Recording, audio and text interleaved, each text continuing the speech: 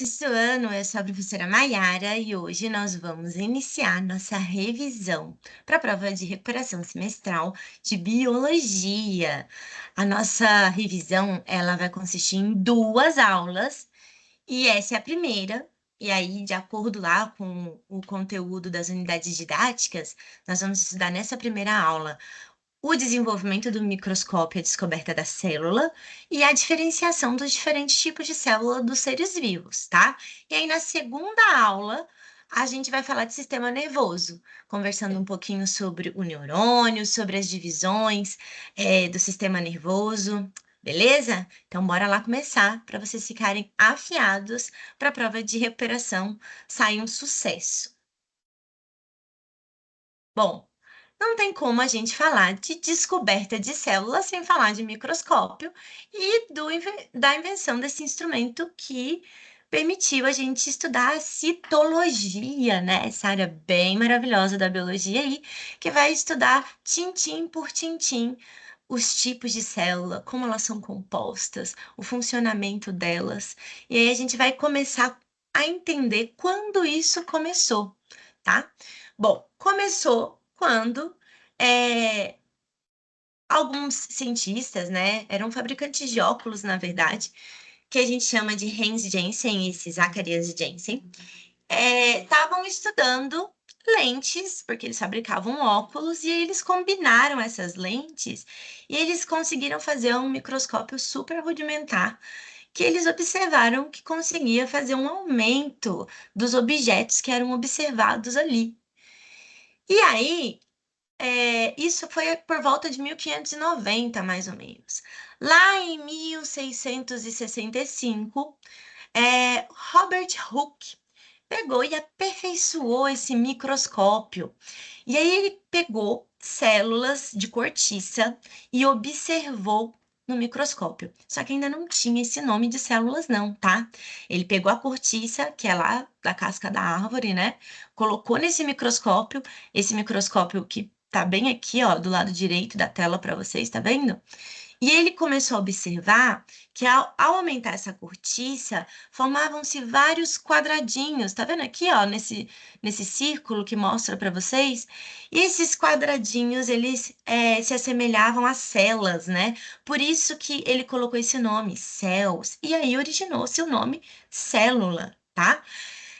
Já em 1674, um outro pesquisador chamado Van Leeuwenhoek, ele conseguiu observar pela primeira vez micro-organismos nesse microscópio. E aí ele não sabia o nome desses seres vivos, né? Ele colocou o nome de animáculos, tá? E aí foi quando começaram as observações celulares. Então, é importante a gente frisar bem aqui, ó, qual que é a função do microscópio, né? É ampliar a imagem de objetos pequenos, de coisas que a gente não consegue enxergar a olho nu. As células são estruturas bem pequenininhas, então quando você coloca no microscópio, elas ficam maiores e aí a gente consegue observar. E foi isso que Robert Brown fez até descobrir que elas tinham núcleo, tá? E aí a gente teve o desenvolvimento da microscopia óptica, do microscópio óptico, que é esse microscópio que a gente vê na escola, né? Só que nesse microscópio a gente conseguia ver o quê? A membrana plasmática, que é a estrutura que vai delimitar a célula e vai ajudar com a permeabilidade seletiva, ou seja, ela que manda ali o que que entra e o que que sai da célula, tá? A gente conseguia ver o núcleo celular, olha aqui em rosa mais forte, o núcleo celular, que foi descoberto, né, pelo Robert Brown, e o citoplasma da célula, né, que é esse líquido, essa região que fica aqui entre a membrana plasmática e a membrana do núcleo. Então, como que, o que que os cientistas começaram a fazer a partir de então? Observar tudo que eles conseguiam em microscópio para ver como que era composto aquilo ali. E aí esse Matthias Schleiden aí, e esse Theodor Schwann, eles observaram, respectivamente, né, o Matthias, células, amostras vegetais, amostras de plantinhas, e o Theodor, amostras de tecidos de animais. E eles observaram que esses organismos também tinham as tais das células. E aí eles fizeram a teoria celular, no qual a principal premissa é que a célula é o componente básico de todos os seres vivos. Mas aí a gente tem aí três premissas que vão fundamentar essa teoria, que é muito importante a gente memorizar, tá? E aí vocês vão ver que no final da aula eu vou trazer uns exercícios, eles são bastante cobrados, tá? Vamos lá, ó. As células, elas são as unidades morfológicas dos seres vivos, são as unidades básicas de todos os organismos vivos, tá? Para ser vivo, precisa ser formado por célula. Essa é a primeira premissa. Mas também elas têm função fisiológica, elas são unidades funcionais nos seres vivos, elas têm uma atividade ali, tá? E as novas células só são formadas a partir de uma célula anterior, por divisão celular, as famosas meioses e mitoses, né? Elas que vão dar origem aí às novas células. Então, essas são as três principais teorias, aliás, premissas da teoria celular, beleza? Tá, e como que é esse microscópio óptico aí que a gente vê, que a gente usa nas aulas e deixa tudo muito mais legal, né? Primeiro, a gente prepara uma amostra que a gente quer observar. Então, para a gente preparar essa amostra, a gente precisa de uma lâmina, que é esse pedacinho de vidro aqui que tá na primeira imagem da direita do vídeo de vocês, tá vendo? Você vai colocar ali o que você quer observar, se é uma gota de sangue, um tecido animal, um tecido vegetal, enfim. E aí você cobre essa amostra que foi preparada, né? Tem todo um preparo para podermos visualizar melhor essas estruturas. Aí você protege com uma lamínula, que é essa esse vidro, né, um pouco mais fino, um pouco mais delicado, que a gente coloca sobre a amostra para proteger a amostra e para proteger as lentes do microscópio também, né? Então aqui a gente tem um esquema de um microscópio óptico. E aí, gente, ele é uma combinação de lentes, né? A gente tem aqui uma primeira lente que fica na tal da ocular, que é onde a gente coloca o nosso olho ali para visualizar a amostra no microscópio. Aqui a gente tem as objetivas, essas objetivas têm diferentes aumentos também.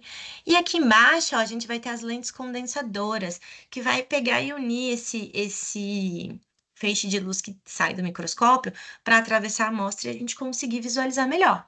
E aí, a resolução, o poder de aumento desse microscópio vai ser uma multiplicação da capacidade de aumento dessas lentes, tá? Então, isso é muito interessante. Isso foi o que permitiu a gente conseguir desenvolver, os cientistas conseguirem desenvolver o estudo das células direitinho, tá? Bom, mas esse microscópio óptico, ele não tem, ele tem um bom poder de resolução, ajudou a gente a ver muitas coisas, mas eles conseguiram inventar um microscópio que tinha um poder de resolução muito maior, que é o microscópio eletrônico, tá? E aí a gente tem dois tipos de microscópios eletrônicos aqui, o de varredura e o de transmissão. O de varredura vai fazer uma leitura superficial em 3D, super detalhada, da superfície que você quer visualizar. Então, ó, olha aqui embaixo, do lado esquerdo, tem uma figura que vai mostrar um exemplo de foto que foi feita com microscópio de varredura. Isso aqui, sabe quando você pega aquelas folhazinhas que parecem que tem uns pelinhos? Gente, aquilo não é pelo, não, tá? Aquilo se chama tricoma. São os apêndices da epiderme da folha ali, que ajuda a manter umidade para a folha, para a planta, tá? Então, isso aqui é de tomate, ó. Eles aumentando, eles vendo essa estrutura, tá vendo como que eles são visualizados? Só que você não vê dentro, você vê a superfície, faz um desenho 3D mesmo da superfície, uma varredura dessas estruturas. Já o de transmissão, ele atravessa a amostra e a gente consegue ver com mais detalhes. Então, por exemplo, eu trouxe aqui uma mitocôndria, a tal da usina de energia, para que vocês consigam visualizar, tá vendo, ó? Uma imagem de microscópio eletrônico de transmissão mostrando uma varredura. E por que que isso foi importante? Porque lembra que lá com o microscópio óptico a gente só conseguia ver estruturas mas sem tantos detalhes assim, a gente via a membrana plasmática, o citoplasma, o núcleo, mas a gente não conseguia ver as organelas, exatamente o que tinha dentro daquela célula ali. Com a invenção da microscopia eletrônica, isso foi possível. E por que que isso é importante? Porque isso foi o que possibilitou os cientistas a diferenciarem as células procarióticas das células eucarióticas. Eles viram que as células não eram todas iguais. Nem todas tinham um núcleo, algumas tinham umas organelas a mais. E aí, a gente já pode começar a entender as diferenças dessas células, tá? Então vamos lá, vamos começar com a célula procariótica aqui, tá?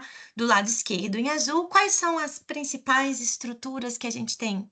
Tem o citoplasma, tem uma membrana que delimita essa célula. Esse citoplasma ele está desorganizado, tá? Não tem organelas membranosas ali. Os ribossomos, que são aquelas organelas responsáveis por sintetizar proteína, eles estão espalhados.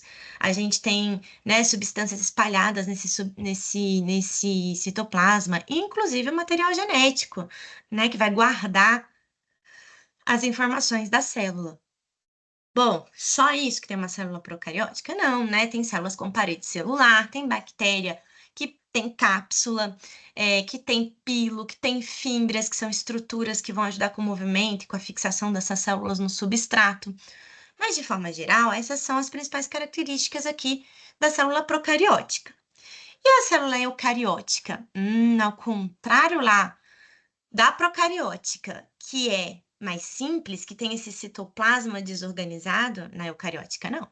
Na eucariótica, esse citoplasma está super organizado, tá? Ainda tem lá a membrana plasmática delimitando o espaço, selecionando o que entra e o que sai, tem os ribossomos que são responsáveis pela síntese de proteína, tem material genético, mas aí esse material genético já não está mais disperso no citoplasma, não. Ele já está guardado dentro de uma estrutura membranosa, que é o núcleo celular, né? E aí essa membrana que vai recobrir esse núcleo, a gente denomina de carioteca. E além desse núcleo, a gente tem diversas organelas membranosas, né? Tem lá o complexo de Golgi, a gente tem mitocôndrias, algumas células têm cloroplasto, lisossomos, peroxissomos, enfim. Várias organelas, cada uma vai ter uma função, e essa compartimentalização da célula torna ela mais complexa, né? Então vamos lá, vamos entender a função das principais estruturas citoplasmáticas aqui. A gente tem lá a mitocôndria. Qual que é a principal função da mitocôndria? Ela é a usina de energia da célula. Ela vai fazer respiração celular. E com qual objetivo ela vai fazer respiração celular? Obter ATP. ATP é fundamental, é a moeda energética da célula, fundamental para que várias reações aconteçam no metabolismo celular, para que essa célula funcione direitinho, esse organismo cresça, se desenvolva, tá? Cloroplasto, algumas células têm cloroplasto, células vegetais, por exemplo, têm cloroplasto. E a função desse cloroplasto é fazer fotossíntese, é produzir molécula orgânica, é fazer com que o carbono inorgânico, lá na forma de CO2, vire futuramente o quê? Material de fosfato, que vai ser transformado em glicose, açúcar, né? Que é a fonte de energia utilizada lá na mitocôndria para fazer respiração celular e liberar o quê? O tal da ATP, tá? A gente também tem retículos endoplasmáticos, e aí a gente vai ter dois tipos de retículos endoplasmáticos. A gente tem o liso, que tem esse nome porque não tem ribossomo, ele é bem lisinho. Então, qual que é a função dele? Metabolizar gorduras ali, e ele também participa de desintoxicação celular. Então, por exemplo, 75% do álcool ingerido por seres humanos é metabolizado no retículo endoplasmático liso. Então, uma característica interessante das células, inclusive, quando a gente começa a adquirir tolerância ao álcool, a drogas ou algum remédio, por exemplo, então você começa a tomar um remédio. Esse remédio para de fazer efeito, e aí o médico precisa aumentar a dose ou trocar o remédio, né? A mesma coisa com álcool, com substâncias que não são legais para o corpo. Isso acontece por quê? Porque a célula aumenta a quantidade de retículo endoplasmático, fazendo com que o organismo adquira essa tolerância, tá? Mas isso não quer dizer que não prejudique, tá, gente? Prejudique muito, tá? Mas a tolerância acontece por causa disso. E o retículo endoplasmático rugoso, ele tem esse nome rugoso ou granuloso, vocês também podem encontrar assim, porque ali tem ribossomo. E qual que é a função do ribossomo mesmo? Sintetizar proteína, fabricar proteína. Então, o que que a gente tem no retículo endoplasmático rugoso? Produção de proteína, síntese proteica, tá? O complexo de Golgi, ele é o correio daquela célula. O que que ele vai fazer? Ele vai receber substâncias lipídicas, proteicas, enfim, que estão sendo produzidas em outros locais, chegam ali nesse complexo de Golgi e aí ele vai processar, vai concentrar, vai maturar, vai empacotar essas substâncias em vesículas e vai destinar para onde a célula estiver precisando, tá? Então a gente fala que o complexo de Golgi funciona como se fosse um correio da célula mesmo. Só que presta atenção aqui, pessoal. O complexo de Golgi, ele não produz essas substâncias. Ele processa, matura e empacota e destina essas vesículas para algum lugar. A produção vai acontecer em outras organelas, beleza? A gente tem aqui também os peroxissomos, que são organelas super importantes para desintoxicação celular também, tá? Então, por exemplo, a gente tem muitas espécies reativas de oxigênio, né, que estão perdendo, o oxigênio acaba perdendo elétrons ali, e aí formam algumas espécies reativas de oxigênio que têm problema na célula, porque podem danificar ali as estruturas, as membranas, enfim. Um desses produtos, né, é o que a gente chama de água oxigenada, o peróxido de hidrogênio, né? E aí, o que que o peroxissomo faz? Ele vai lá, dentro dele tem uma enzima que a gente chama de catalase, e ela vai converter esse peróxido de hidrogênio, por exemplo, em água, porque a água não é tóxica, a água não vai fazer mal para a célula, tá? Então, tem essa função de desintoxicação. Nos seres humanos, por exemplo, o peroxissomo também participa do metabolismo do álcool, cerca de 25% do álcool aí é metabolizado pelos peroxissomos, então eles trabalham ali em conjunto com o retículo endoplasmático liso, tá? Tem função de desintoxicação celular essa organela. Bom, os lisossomos também são estruturas, organelas membranosas arredondadas que contêm enzimas dentro dela e a função principal é a digestão intracelular. Beleza? Então, sei lá, entrou uma bactéria ali naquela célula. Esse lisossomo vai se fundir lá com o fagossomo, né, que contém a bactéria, e aí vai liberar essas enzimas e vai fazer a digestão daquela bactéria. Ou, sei lá, e quando é uma substância assim que veio de fora, a gente chama essa função de heterofagia, inclusive, tá? Ou ele pode, sei lá, ir lá digerir uma mitocôndria que não está funcionando direito mais. A mitocôndria não está mais exercendo o papel dela, precisa ser substituída. O lisossomo vai lá, digere essa mitocôndria para que outra seja produzida e colocada no lugar para fazer respiração celular. E aí, como a mitocôndria já fazia parte da célula, não é algo que entrou na célula, a gente chama isso de autofagia, né? A função de autofagia do lisossomo. Beleza? Vacúolos, né? Vacúolos são espaços internos que existem nas células e elas vão ter funções diferentes, tá? O vacúolo ele pode ter função de armazenamento de substâncias, por exemplo, vai guardar ali alguma substância que a célula estiver precisando.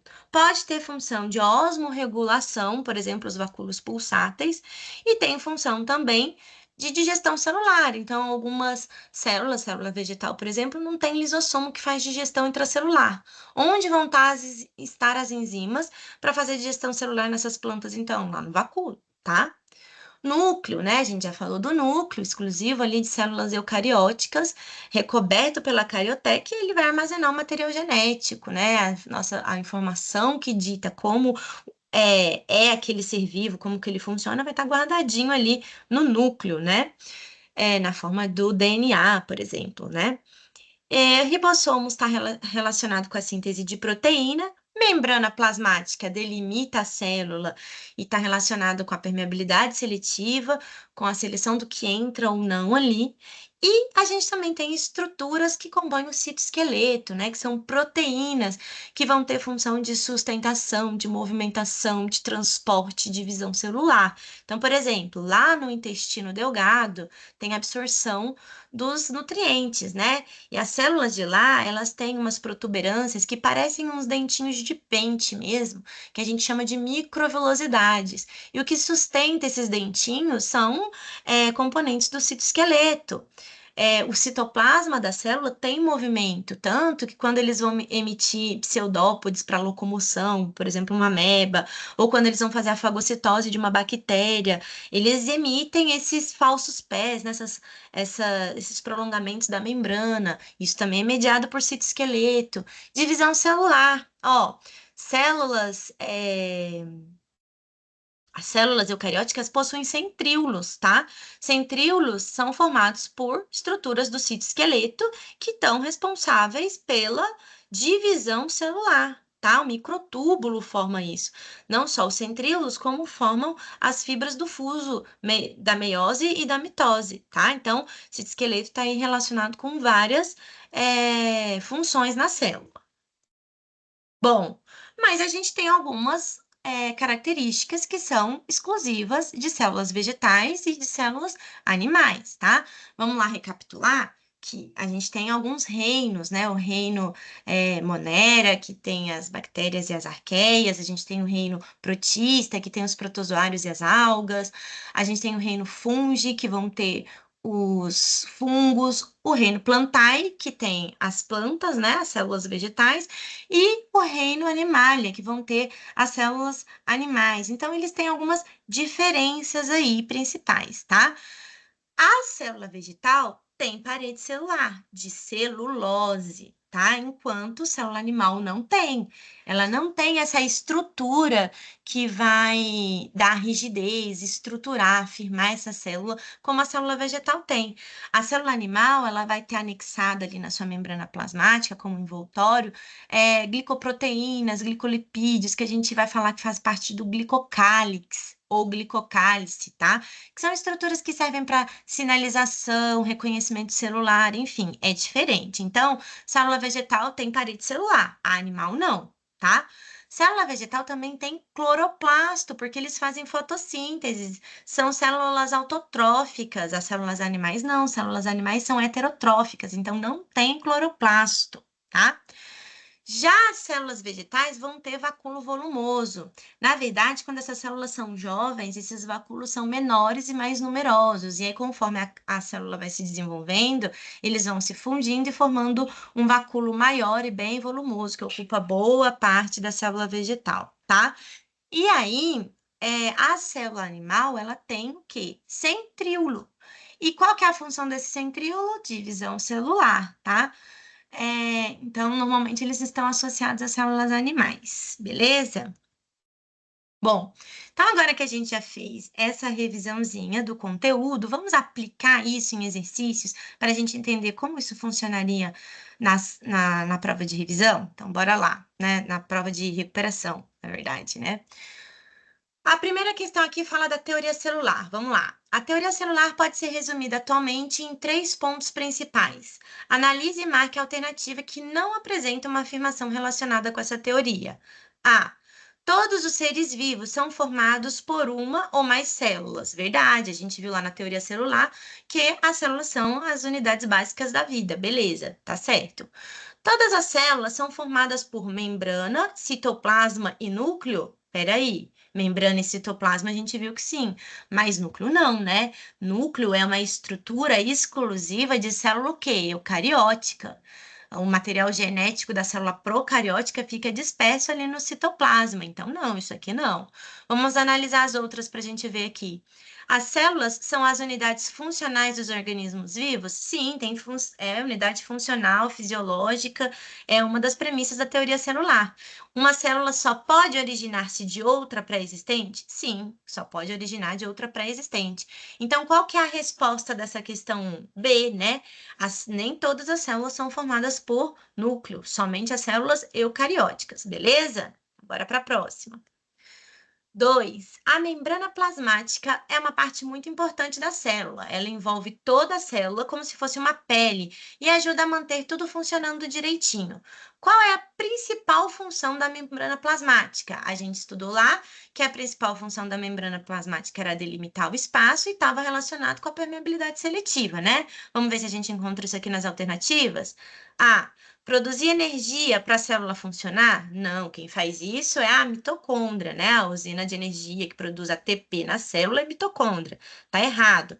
Controlar o que entra e o que sai da célula? Opa, isso aqui tá certo, né? Permeabilidade seletiva passa por isso. Vamos analisar as outras. Guardar o material genético, o DNA da célula? Não, quem faz isso na célula eucariótica é o núcleo. Na célula procariótica fica disperso ali no citoplasma. D, fazer fotossíntese e produzir alimentos? Não, a função disso é do cloroplasto, não da membrana plasmática. Deixar todas as células com a mesma forma? Não, né? As células têm formas diferentes, principalmente as células animais, né? Elas podem ser mais arredondadas, mais achatadas, mais alongadas, depende do tipo de tecido que a gente está analisando, depende, do órgão, enfim. Tá? Então, qual que é a resposta correta aqui? Qual que é a função da membrana plasmática? Letra B, controlar o que entra e o que sai da célula, beleza? Bom, agora vamos tentar resolver uns exercícios de certo e errado no estilo NB aqui, para a gente ficar afiado. Vamos lá, ó. Desde a invenção do microscópio, os cientistas passaram a observar estruturas invisíveis a olho nu, como as células. Essas descobertas possibilitaram o desenvolvimento da teoria celular, que afirma que todos os seres vivos são formados por células, responsáveis por realizar funções vitais. A diferenciação entre células procariontes e eucariontes, bem como a identificação de organelas como mitocôndrias e cloroplastos, foi fundamental para entender a diversidade e o funcionamento dos organismos vivos. Com base nesses conhecimentos, julgue os itens de 3 a 11 como certos ou errados. Vamos lá. 3. Células eucariontes possuem compartimentos internos delimitados por membranas, como o núcleo e as organelas. Células eucariontes têm compartimentos internos delimitados por membranas? Sim, tá correto, tá? Tem organelas membranosas, tem núcleo, 3 está correto. 4. Apenas as células animais possuem mitocôndrias. Errado, né, gente? Célula vegetal tem mitocôndria. Inclusive, toda célula eucarionte tem mitocôndria, tá? É uma organela que está presente em todas as células eucariontes, beleza? Já que as vegetais obtêm energia exclusivamente através da fotossíntese? Não, a fotossíntese vai ser realizada lá no cloroplasto para produzir matéria orgânica, para produzir açúcar. Esse açúcar vai ser utilizado na respiração celular, que acontece, parte dela na mitocôndria, beleza? 5.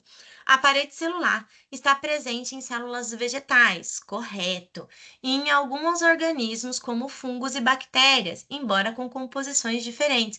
Tá correto, viu, pessoal? Célula vegetal tem parede celular de celulose, um polissacarídeo estrutural, né? Carboidrato.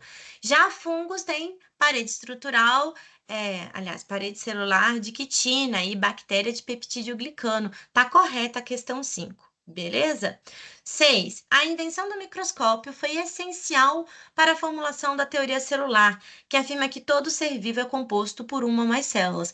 Verdade, viu, gente? Foi só a partir do microscópio que a gente conseguiu observar as células, e aí os cientistas viram que tanto vegetais quanto animais possuíam, e aí eles se reuniram para falar sobre a teoria celular, que fazia lá essas 3 premissas, e uma delas é realmente que a célula é a unidade base de todo ser vivo, beleza? 7. Cloroplastos são estruturas responsáveis pela respiração celular nos vegetais, enquanto as mitocôndrias realizam essa função nos animais. Errado, né? Mitocôndria faz respiração celular em qualquer organismo vivo que a tenha, tá? O cloroplasto vai fazer fotossíntese, então essa 7 está errada. Ó, essas questões aqui foram retiradas da UNB mesmo, viu? Vamos lá entender como que isso cairia, num vestibular. Nas estruturas apresentadas, a gente não trouxe aqui a estrutura, mas a membrana plasmática é uma bicamada lipídica, né? Tem lá, fosfolipídio voltado para fora e para dentro, né? A a cabeça do fosfolipídio tem interação com a água, então fica voltado para a parte de fora e para a parte de dentro da célula, porque é um ambiente aquoso, e as caudas são apolares, são hidrofóbicas, então elas interagem ali entre si. As moléculas têm porções hidrofóbicas voltadas para o centro da bicamada, verdade, ó. Então, uma maneira de você pedir membrana plasmática no vestibular é falar sobre como que tá arranjado aí os fosfolipídios dessa bicamada, beleza? 9. Em microscopia de campo claro, a luz segue trajeto condensador, objetiva, ocular, olho do observador. Verdade, ela sai de lá, as lentes condensadoras condensam esse feixe de luz para atravessar essa amostra, vai passar pela objetiva, vai passar pelo ocular, o poder de resolução é multiplicado e aí chega ao olho do observador, tá correto, tá? 10. A ampliação final ao microscópio de luz é obtido somando-se os aumentos das objetivas e oculares. Não se soma, tá, pessoal? A gente multiplica. Então, vamos supor, se a gente tem uma ocular, que é essa lente que a gente encaixa o olho, que aumenta 10 vezes, e uma objetiva, que aumenta 50 vezes, esse aumento no final não vai ser 60 vezes, não é uma soma, a gente multiplica. Então, tem um aumento de 500 vezes o tamanho original do que a gente está observando, da estrutura observada, beleza? 11. Microscopia eletrônica de transmissão permite análise de ultraestrutura interna, enquanto a de varredura visualiza superfícies em 3D. Verdade também, né? Atravessa lá a de transmissão e a gente conseguia ver a mitocôndria, por exemplo, uma estrutura interna daquela célula. Já a de varredura ia fazer aquela leitura superficial mesmo, montando essa estrutura com bastante detalhes, como nós observamos lá no tricoma das plantas de tomate, beleza? Vamos lá, 12. Assinale a alternativa correta. A membrana citoplasmática é exclusiva de células vegetais? Não, né, gente? Membrana citoplasmática é presente em toda a célula, então não, tá? Qualquer célula tem membrana citoplasmática. B, o cloroplasto é responsável exclusivamente pelo armazenamento de nutrientes na célula. Quem faz armazenamento de substância é o vacúolo de suco, né? Aquele tipo de vacúolo que guarda substâncias, então não. C, a parede celular está presente nas células animais e vegetais? Também não, né? Quem tem parede celular é célula vegetal. Animal tem glicocálice, é diferente. D. A mitocôndria é responsável pela respiração celular e pode ser encontrada em células de animais e vegetais. Verdade, toda célula eucariótica vai ter mitocôndria, tá, gente? Tá correta. E. O núcleo está presente somente em células vegetais? Não, o núcleo está presente em qualquer célula eucariótica. Célula vegetal é um tipo de célula eucariótica, tá? Então, quem são as células procarióticas? As bactérias. Bactéria tem célula procariótica, tá? As demais células, os demais seres vivos vão ser encaixados em células eucarióticas, beleza? Então, aqui a resposta dessa questão 12 é D, tá? Mitocôndria é responsável pela respiração celular e pode ser encontrada em células de animais e células vegetais. Bom, 13. Um pesquisador preparou um fragmento do caule de uma flor de margarida para que pudesse ser observado em microscopia óptica. A questão caiu no Enem, hein? Também preparou um fragmento de pele de rato com a mesma finalidade. Então, a gente tem aqui uma célula animal e uma célula vegetal. Infelizmente, após algum descuido, as amostras foram misturadas. Que estruturas celulares permitiriam a separação das amostras se reconhecidas? Vamos lá ver as diferenças de célula animal e célula vegetal? A. Ribossomos e mitocôndrias. Ribossomos e mitocôndrias a gente tem nas duas. Então, não é A. Centríolos e lisossomos, organelas muito numerosas nas plantas. Não, essas organelas são numerosas nas células animais. Tá errado. Envoltório nuclear e nucleolo. Peraí. Tanto célula animal quanto célula vegetal é célula eucariótica. Então, os dois vão ter envoltório nuclear. Não é a letra C. Lisossomos e peroxissomos, organelas exclusivas de células vegetais. Não, né? Peroxissomos tem nas duas, lisossomos é mais associado a células animais. E parede celular e cloroplasto, estruturas características de células vegetais. Aí sim está correto. Parede celular e cloroplasto é exclusivo de célula vegetal, tá? Célula animal não tem essas estruturas. Então, a resposta dessa 13 é letra E, tá? Vamos lá. Os seres vivos são formados por células que podem ter diferentes estruturas e funções. Algumas células são mais simples, como as das bactérias, células procarióticas, e outras são mais complexas, como as dos animais e das plantas, que são as células eucarióticas, né? Essas células podem ter partes chamadas organelas que ajudam no funcionamento da célula. Qual das alternativas abaixo está correta sobre os tipos de células e suas partes? Bora lá? A. Células procarióticas, como as plantas, errado. Planta é eucariótica. B. Células animais possuem parede celular e cloroplasto? Não. Parede celular e cloroplasto é de célula vegetal, não de célula animal. C. Células vegetais são eucarióticas? Sim. E tem cloroplastos? Sim. Que ajudam na fotossíntese? Sim. Tá? Essa C está correta. Vamos ver as outras. Células procarióticas, como a dos animais? Não. Animal é célula eucariótica, tá? E todas as células, inclusive as bacterianas, têm núcleo com membrana ao redor. Não. Núcleo com carioteca é só célula eucariótica. Bactéria é célula procariótica. Então, não.